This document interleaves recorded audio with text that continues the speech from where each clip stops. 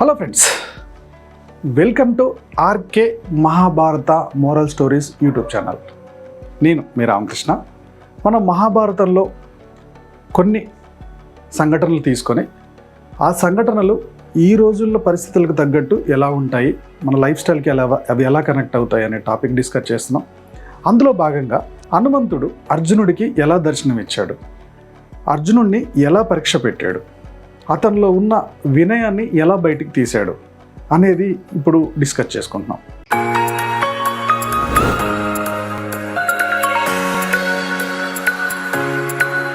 ఒకసారి అర్జునుడు శ్రీకృష్ణుడితో జర్నీ చేస్తున్నప్పుడు అంత గొప్ప రాముడు ఈ రామసేతు కట్టడానికి వానరుల్ని వాడుకోవడం ఏంటి? ఆయన కట్టాలనుకుంటే ఈజీగా కట్టేయచ్చు కదా. అదే కనుక నేనుంటే జస్ట్ నా బాణాలతోటే రామసేతు కట్టేసేవాడిని అని చెప్పేసి శ్రీకృష్ణుడితో అర్జునుడు అన్నాడంట. అప్పుడు శ్రీకృష్ణుడికి అర్థమైంది, అర్జునుడికి అహంకారం పెరుగుతుంది, దీన్ని గనక ఇప్పుడు ఆపకపోతే అర్జునుడు చేయి దాటిపోతాడు, దీన్ని ఆపాలి అని చెప్పేసి తను అనుకున్నాడు. ఇతని ఆలోచనని హనుమంతుడికి తెలిసేలా చేశాడు కృష్ణుడు. హనుమంతుడు కూడా ఈ విషయం విన్నాడు. రామున్నంతటోని ఇతను అవమానిస్తాడా, ఇతడికి ఎలా అయినా ఒక పరీక్ష పెట్టాలి, ఇతని అహంకారాన్ని కంట్రోల్ చేయాలి అని చెప్పి హనుమంతుడు కూడా ఫిక్స్ అయ్యాడు. అందుకని హనుమంతుడు వచ్చి అర్జునుడితో ఇలా మాట్లాడాడు, నువ్వు నీ బాణాలతో రామసేతు కూడా కట్టగలనన్నావు కదా, ఒక్కసారి నీ బాణాలతో ఒక వంతెన కట్టు అని చెప్పాడంట. సో తన బాణాలతో వంతెన కడితే హనుమంతుడు ఆ వంతెన మీద అటు ఇటు నడుచుకుంటూ వెళ్ళాడంట. అతను నడుస్తూ ఉంటే ఆ వంతెన మొత్తం కూలిపోతుందంట. అది చూసి అర్జునుడే షాక్ అయ్యాడంట. ఇంత గొప్ప విలువిద్యకారుణ్ణి ఈ భూమండలం మీదనే నా అంత విలువిద్యను ప్రదర్శించేవాడు లేడు, అలాంటిది జస్ట్ హనుమంతుడు ఆ వంతెన ఎక్కితే కూలిపోవడం ఏంటి అని చెప్పేసి తన ఓటమికి చాలా సిగ్గుపడ్డాడంట. సో ఇదంతా అబ్జర్వ్ చేస్తున్న శ్రీకృష్ణుడు అర్జునుడితో ఇలా అన్నాడంట, ఒక మనిషిలో శక్తి ప్రతిభ ఉన్నా సరే ఎవరైతే వినయంతో ఉంటాడో వాళ్ళే మహాత్ములుగా ఎదుగుతారు అని శ్రీకృష్ణుడు అర్జునుడికి చెప్పాడంట. అప్పుడు అర్జునుడికి ఈ విషయం బోధపడి హనుమంతుడి దగ్గరికి వెళ్ళి హనుమంతుడి పాదాల మీద పడి క్షమించమన్నాడంట. అప్పుడు హనుమంతుడు అతన్ని క్షమించి తన రథంలో జెండాపై స్థిరపడ్డాడు. అందుకే జెండాపై కపిరాజ్ అంటారు. ఈ కథ నుంచి మనం నేర్చుకోవాల్సిన పాఠాలేంటి? ఎంత శక్తి ఉన్నా వినయంతో ఉండాలి. ఎగ్జాంపుల్కి ఒక క్రికెటరు, ఒక మ్యూజిక్ డైరెక్టరు, ఒక సినిమా హీరో ఉన్నాడు. ఒక 2-3 సినిమాలు హిట్ అయినాయి, లేకపోతే ఒక 2-3 సినిమాలు మ్యూజిక్ బాగా వచ్చింది, లేదా ఒక 4 మ్యాచ్ల్లో బాగా ఆడాడు.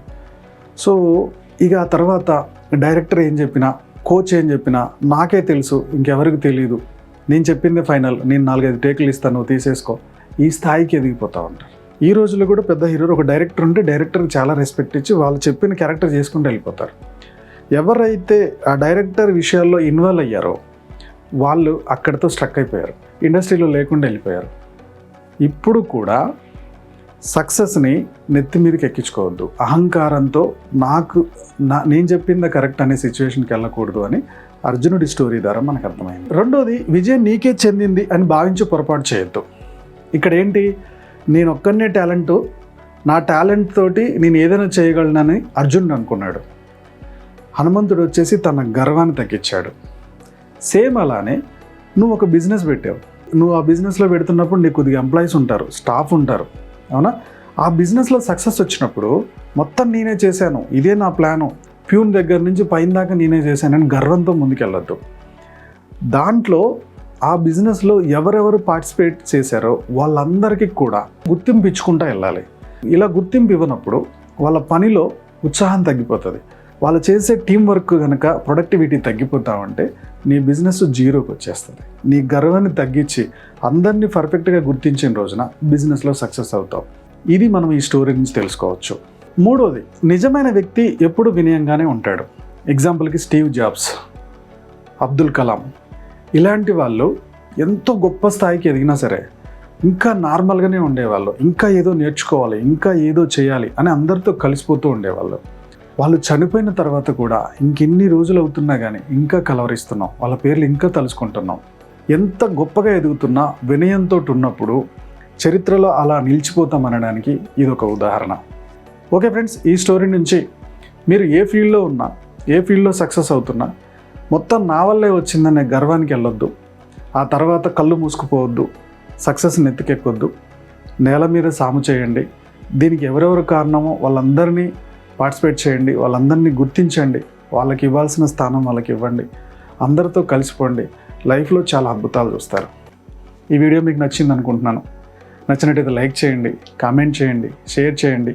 మా యూట్యూబ్ ఛానల్ చూస్తున్న మా వ్యూవర్స్ అండ్ సబ్స్క్రైబర్స్ లైఫ్లో ఎప్పుడు కూడా గొప్పగా స్థిరపడాలని కోరుకోవడంలో మీ రామకృష్ణ ముందుంటాడు. Go self made.